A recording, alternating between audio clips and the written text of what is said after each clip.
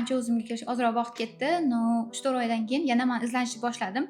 Chunki men o'sha qisqa vaqt ichida boshqa brendlar bilan ishlab ko'rdim. Bilasiz, kosmetolog kabinetida har doim kosmetikalar bo'ladi. Dog', akne, rozatsiya yana foyda bo'lmadi. Namlantirishga ishlaydi, lekin bu muammolarga ishlamas edi. O'shaning uchun izlanib, hubuslab topdim. Keyin marketing tim bilan kelishgan holda strategiya o'yladik va bu juda ham zo'r bo'ldi. Ya'ni biz strategiyamiz nima edi? Chesniy oziq edi. Yolg'on ishlatmadik. 4 ta inson tanlab, ularga kremni berdik, tanlab berdik. Dog' muammosi, akne, rozatsiya, hammasi rezultat zo'r bo'ldi va bu odamlar o'zlari bizga reklama qilib berdi va hubuslab ko'tarilishni boshladi.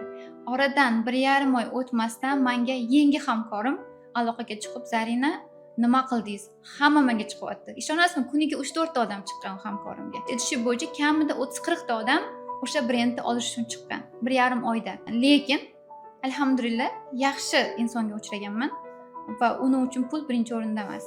U aytdiki, "Men hammaga aytaman, Zarinadan gaplashasizlar, agar ichki narxda olmoqchi bo'lsanglar, u xo'jayin. Men brendni topshirganman." Xullas, shunaqa yaxshi inson bilan hamkorim bor va alhamdulillah hozir Hubuslabni kengaydik, ofis ochildi va hozir Hubuslabda faqat sotuvchilar ishlamaydi, u yerda kosmetologlar, vrach kosmetologlar ishlaydi.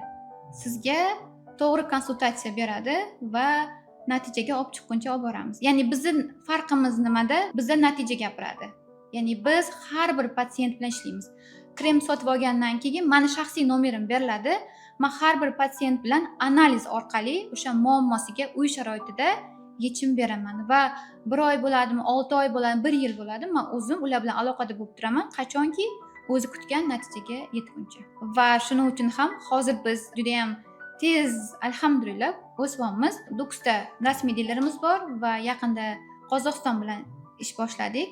Xudo xolasa Tojikiston, Qirg'izistonda ham planlarimiz bor.